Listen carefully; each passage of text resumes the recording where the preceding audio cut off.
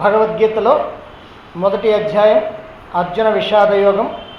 నిన్నటితో మనం దాన్ని పూర్తి చేసాం. ఇప్పుడు రెండవ అధ్యాయంలోకి ప్రవేశిస్తున్నాం. ఈ రెండవ అధ్యాయం సాంఖ్యయోగం. ద్వితీయ అధ్యాయం అద్వితీయం. రెండవది ఎప్పుడైనా అద్వితీయంగా ఉంటుందట. ద్వితీయం అద్వితీయం అన్నారు. భగవద్గీత యొక్క సారమంతా ఈ అధ్యాయమే. ఇందులో ఉన్నటువంటి దానికి వివరణే తర్వాత అధ్యాయాలు. అందుకని చాలామంది భగవద్గీతను మొత్తం ఓపిక లేనటువంటి వాళ్ళు, మొత్తం చదవటానికి ఓపిక లేనటువంటి వాళ్ళు రెండవ అధ్యాయాన్ని కనుక బాగా వివరంగా కనుక తెలుసుకోగలిగితే చాలా వరకు ఆ జ్ఞానం అందినట్టి. కాకపోతే వివరణ కావాలంటే మాత్రం మిగిలినటువంటి అధ్యాయాలు చూడవలసింది. అదిగో అటువంటిది ఈ రెండవ అధ్యాయం. ఈ రెండవ అధ్యాయం సాంఖ్యయోగం.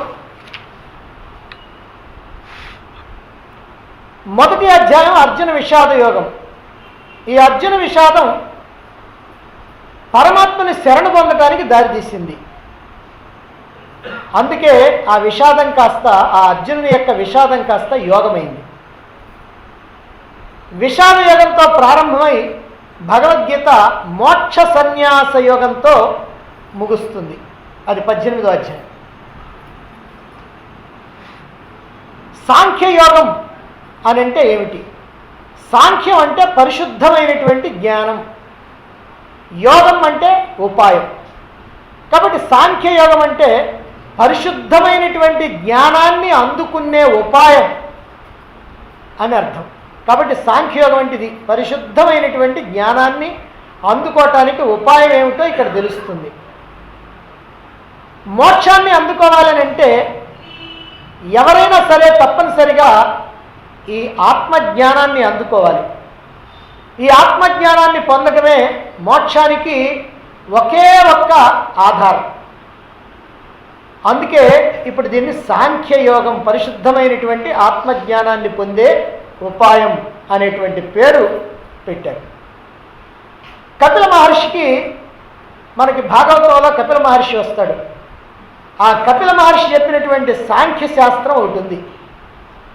అయితే భగవద్గీతలో శ్రీకృష్ణుడు చెప్పినటువంటి సాంఖ్య శాస్త్రానికి కపిల మహర్షి యొక్క సాంఖ్య శాస్త్రానికి తేడా ఉంది. ఇక్కడ చెప్పినటువంటి సాంఖ్యం పూర్తిగా ఆత్మజ్ఞానం. అందుకని దీన్ని పరిశుద్ధమైన ఆత్మజ్ఞానం అన్నది. మహాభారత కాలానికి ముందు శాస్త్రాల్లో ఉన్నటువంటి పదాలకి అర్థాలు వేరు. మరి మహాభారత కాలంలో ఈ భగవద్గీతని బోధించిన తర్వాత భగవానుడు ఆయన ఇచ్చినటువంటి అర్థాలన్నీ కూడా వేరుగా ఉన్నాయి. తపస్సు, యజ్ఞము, సన్యాసము, ఇలా అనేక రకాలైనటువంటి పదాలకు అంతకుముందు అర్థం వేరు. భగవానుడు భగవద్గీతలో ఇచ్చినటువంటి అర్థాలు వేరు. అంటే నూతనమైనటువంటి అర్థాలను తెలియజేశారు. శబ్దాలు మారలేదు కానీ అర్థాలు మాత్రం మారినాయి అన్నమాట. అయితే మరి ఇన్ని రకాలైనటువంటి అర్థాలు ఎందుకున్నాయంటే ఎవరి స్థాయిలో వాళ్ళు ఆచరించడానికి వీలుగా అర్థాలు చెప్పటం జరిగింది. ఎవరి స్థాయిలో వాళ్ళు ఆచరించడానికి వీలుగా అర్థాలను చెప్పటంలో భగవద్గీత నూతన పోకడల్ని పోయింది. వాళ్ళ వాళ్ళ స్థాయిలను బట్టి ఆ పదాల యొక్క అర్థాలు తెలుసుకోవాలి. పదం ఒక్కటే, నీ స్థాయి ఎలా ఉందో దాన్ని బట్టి నీకు ఒక అర్థం, వాళ్ళ స్థాయి ఎలా ఉందో వాళ్ళకు ఒక అర్థం, ఇలా తెలుస్తూ ఉంటాయి. బృహదారణ్యకోపనిషత్తులో ఒక కథ ఉంది. ఒకసారి దేవతలు, మానవులు, రాక్షసులు, ఈ 3 జాతుల వాళ్ళు కూడా మోక్షాన్ని పొందాలి అని అనుకొని బ్రహ్మదేవుడి దగ్గరికి వెళ్ళారట. వెళ్ళి ఆ బ్రహ్మదేవుడిని అడిగారు, ఓ మహాత్మా, మాకు మంత్రోపదేశం చేయండి, మేము మోక్షాన్ని పొందడానికి వీలుగా సాధన చేసుకోవాలనుకున్నాం అన్నారు. బ్రహ్మదేవుడు ఏం చేశాడంటే వాళ్ళని కొంతకాలం పరీక్ష చేశాడు. ఎందుకంటే మంత్రోపదేశం చెయ్యమనంగానే చేస్తే విలువ ఉండదు. ఆ విలువ తెలుసుకున్నటువంటి వాళ్ళకైతే పర్వాలేదు, కానీ సామాన్యంగా అందరికి కనుక మంత్రోపదేశం ఎప్పుడు అడిగితే అప్పుడు కనుక చేసే దానికి వీలు ఉండదు. అందుకని కొంతకాలం వాళ్ళని పరీక్షలో పెట్టాలి. బ్రహ్మదేవుడు కూడా అదే పని చేస్తున్నాడు. వాళ్ళని కొంతకాలం పరీక్షలో పెట్టి తర్వాత చాలా కాలం తర్వాత అప్పుడు దేవతల్ని పిలిచాడు. పిలిచి వాళ్ళకి మంత్రోపదేశం చేశాడు. ఏమని? వాళ్ళకు ఒక అక్షరం చెప్పాడు, ద అన్నాడు. అంతే. ఆ ద అనేటువంటి అక్షరాన్ని ఉపదేశించి పంపించేశాడు. ఆ పొండి, దీంతో మీకు మోక్షం వచ్చేస్తుంది. దేవతలు ఏం చేశారంటే వాళ్ళకేం అర్థం కాలేదు. సరే అని చెప్పి వాళ్ళందరూ కలిసి ఒక చోట కూర్చొని ఆ మంత్ర అర్థం ఏమిటా అని విచారణ చేయటం మొదలుపెట్టారు. వాళ్ళల్లో వాళ్ళు డిస్కస్ చేసుకుంటున్నారన్నమాట.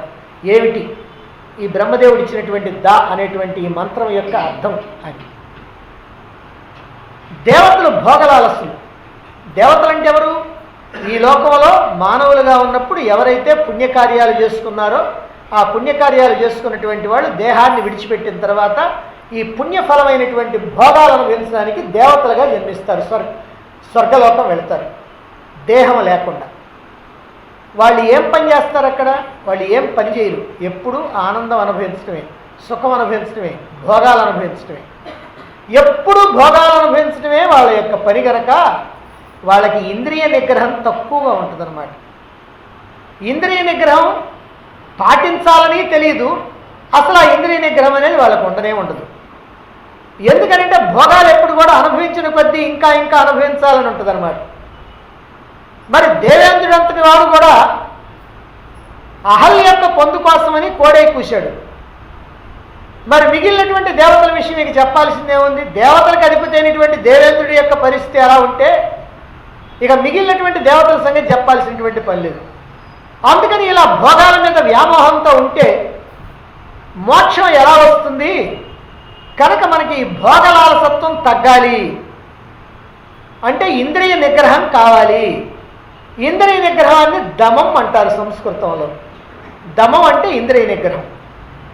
కాబట్టి అయ్యా మీకు ఇంద్రియ నిగ్రహం కావాలి, మీకు దమం కావాలి అనేటువంటి ఉద్దేశంతోనే బ్రహ్మదేవుడు మనకి దా అనేటువంటి అక్షరాన్ని ఉపదేశించాడేమో అని అనుకొని వాళ్ళు కాస్త అక్కడి నుంచి ఆ దమాన్ని సాధన చేస్తున్నారు. అంటే ఇంద్రియ నిగ్రహాన్ని సాధన చేస్తూ ఉన్నారు. అలా ఇంద్రియ నిగ్రహానికి ప్రయత్నించి సాధించి ధన్యులయ్యారు వాళ్ళు. ఇక మానవుల వంతు వచ్చింది.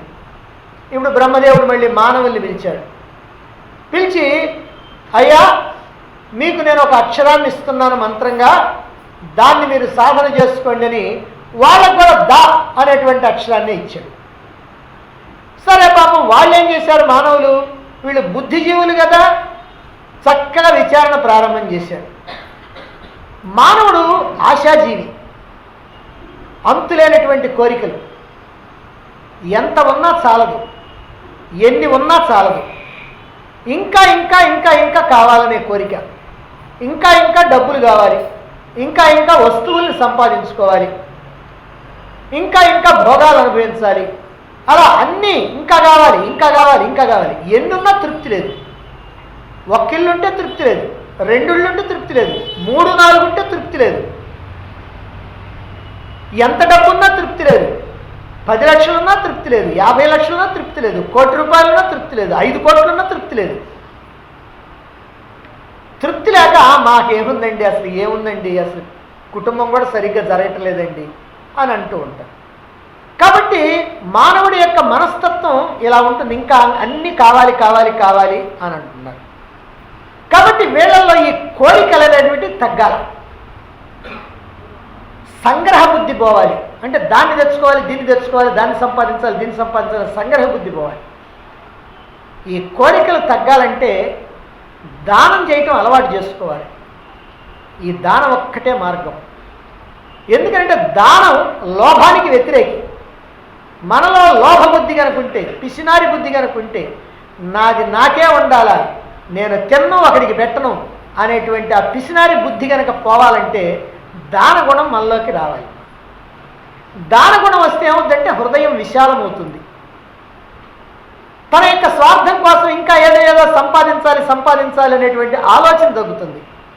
అందుకనే బ్రహ్మదేవుడు మానవులకి దానం చేయండి బాగుపడండి అనేటువంటి ఉద్దేశంతో ఈ దా అనేటువంటి అక్షరాన్ని మనకు ఉపదేశించాడేమో అని అనుకోని మానవులు ఆ విధంగా దానం అనేటువంటి చర్యతో మానవులు కూడా తరించడానికి ప్రయత్నం చేస్తూ ఉన్నారు. ఇక వీళ్ళిద్దరు అయిన తర్వాత ఇక మూడో వాళ్ళు ఉన్నారు, రాక్షసులు.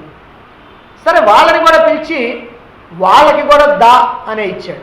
ఆయన పాపం ఏ పక్షపాత బుద్ధి లేదు, ముగ్గురికి దా దా దా అనే ఇచ్చాడు. సరే, వాళ్ళు కూడా విచారణ సాగించడం మొదలుపెట్టారు. ఏమిటి మనకి దా అన్నాడు, మమ్మల్ని ఏమి చేయమని అని.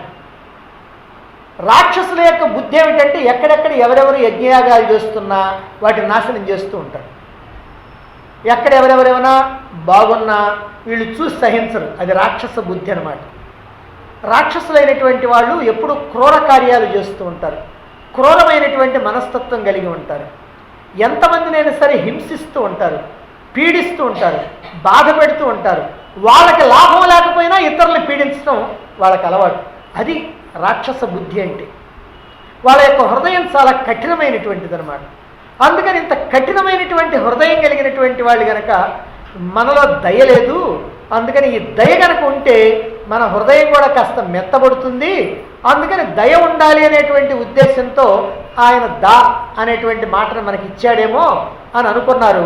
అందుకని వాళ్ళు రాక్షసులు అక్కడి నుంచి దయను అలవాటు చేసుకోవటం మొదలుపెట్టారు. అలా అలవర్చుకొని దయని మనస్సుని నిర్మలం చేసుకొని అదిగో మోక్షాన్ని పొందడానికి మనం కూడా ప్రయత్నం చేద్దాం అని ఆ ప్రయత్నంలో పడిపోయారు వాళ్ళు. ఇలా దా అనేటువంటి అక్షరానికి దేవతలకేమో దమం అని అర్థమైంది, మానవులకేమో దానం అని అర్థమైంది, రాక్షసులకేమో దయ అని అర్థమైంది. అంటే వారి వారి స్థాయిల్లో ఆ దా అనేటువంటి ఒక్క అక్షరాన్నే అలా తీసుకున్నారన్నమాట. ఇందాక చెప్పింది కూడా అది. అంతకుముందు పదాల యొక్క అర్థాలన్నీ కూడా ఒక రకంగా ఉంటే భగవద్గీతలో భగవానుడు ఆ పదాల యొక్క అర్థాలన్నింటినీ కూడా మార్చి మనకి చెప్పడం జరిగింది. ఎందుకు ఇన్ని రకాల అర్థాలు ఉన్నాయి అని అంటే వాళ్ళ వాళ్ళ స్థాయిలను బట్టి ఆ అర్థం తీసుకుంటారు. ఇప్పుడు దాని ఒక్కటే కదా అక్షరం ఇచ్చింది. మరి దేవతలేమో ఒక భావం తీసుకుంటే, మానవులేమో ఒక భావంలో తీసుకుంటే, రాక్షసులేమో మరొక భావంలో తీసుకున్నారన్నమాట. అదేవిధంగా గీతలో కూడా ఈ పారిభాషిక పదాలని అర్థం చేసుకునేటప్పుడు ఏ స్థాయిలో ఉన్నటువంటి వాళ్ళు ఆ స్థాయికి అనుగుణంగా వాళ్ళ వాళ్ళ స్థాయిలకి అనుగుణంగా ఆ పదాలని స్వీకరించాలా, లేదా ఆయా స్థాయిలకు అనుగుణంగా ఆ భగవద్గీతలో బోధించినటువంటి పదాల యొక్క అర్థాలని తెలుసుకుంటూ ఉండాలి. ఈ విధంగా భగవద్గీత నూతన పోకడలు పోయింది. సరే, ఇప్పుడు మనం చెప్పుకునేటువంటిది ద్వితీయ అధ్యాయం. ద్వితీయం ఎప్పుడు కూడా అద్వితీయమే. నిజంగా ఈ అధ్యాయం అద్వితీయమైనటువంటి అధ్యాయం. ఎందుకనంటే గీతా సారమంతా కూడా ఇందులోనే ఉంది. ఈ అధ్యాయంలో ప్రత్యేకంగా చెప్పినటువంటి విషయం ఏమిటంటే ఈ దేహమేమో పంచభూతాత్మకమైనటువంటిది, నశించిపోయేటువంటిది, నామరూపాలతో కూడుకున్నటువంటి ఈ దేహం పంచభూతాలతో తయారైంది. తత్వబోధలో మనం చెప్పుకున్నాం. ఇందులో పంచభూతాలు ఉన్నాయి ఈ దేహంలో. కాబట్టి పంచభూతాలతో తయారైనటువంటిది ఈ దేహం. అందువల్ల ఇది శాశ్వతమైనటువంటిది కాదు, నశించిపోయేది. ఎప్పటికైనా సరే ఈ దేహం నశించిపోయేది. అలాగే నామరూపాత్మకం, ఇది నామం రూపం, వీటితో గుర్తించాలి ఈ దేహాన్ని. కానీ ఈ నశించిపోయేటువంటి ఈ దేహానికి ఆధారంగా ఉన్నటువంటి చైతన్యం, ఆత్మ చైతన్యం, ఆత్మ ఏదైతే ఉందో అది మాత్రం నామము లేదు, దానికి రూపం లేదు, దానికి నాశనము లేదు. అది అజం అవ్యయం, పుట్టుక లేనటువంటిది, నాశనం లేనటువంటిది. అంటే నిత్యమైనటువంటిది, శాశ్వతమైనటువంటిది, సచ్చిదానంద స్వరూపమైనటువంటిది. అంటే ఎప్పుడు కూడా ఆనందమే ఆనందం. ఆ ఆత్మ ఆనంద స్వరూపంగా ఉంటుంది. ఆ ఆనందాన్ని కనుక అనుభవిస్తే ఇంకా ఈ ప్రపంచంలో ఉన్నటువంటి ఆనందాలన్నీ కూడా మనకి ఎట్లా ఉంటాయంటే తీసికట్టుగా ఉంటాయి. వాటి వైపుకు చూడబుద్ధి కూడా కాదు. మనకిప్పుడు ఆ ఆనందం దొరక్క ఈ ఆనందం వైపుకు మనం తిరుగుతున్నాం. కానీ నిజంగా ఆ ఆత్మానందం అనేటువంటిది అలా ఉంటుంది. అందుకనే దాన్ని బ్రహ్మానందం అని అన్నారు. అది ఎలా ఉంటుందో చెప్పటానికి కూడా మాటలు చాలవన్నమాట. ఉపనిషత్ ఋషులు కూడా దాన్ని